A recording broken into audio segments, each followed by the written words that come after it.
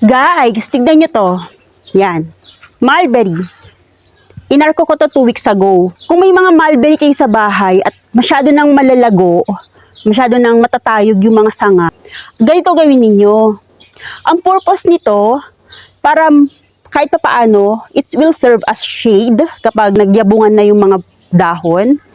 Then, mai-stress siya syempre, maglalabas yan ng bunga. Kagandahan, kapag yan ay lumago na yung mga dahon yan, itatago na niya yung mga bunga niya. In that way, malilesen yung pagkain ng bunga ng mulberry ng mga ibon. Kasi hindi gaano makikita ng mga ibon yung mga bunga na nakatago sa dahon. Kaya kung may mga mulberry kayo sa bahay na masyado nang malalago, ganito gawin ninyo. I-arco nyo siya.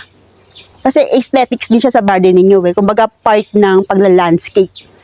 Tapos, napakadali pang mag-harvest ng bunga niya. Kasi, ayan o, abot kamay lang. Ganyan na siya.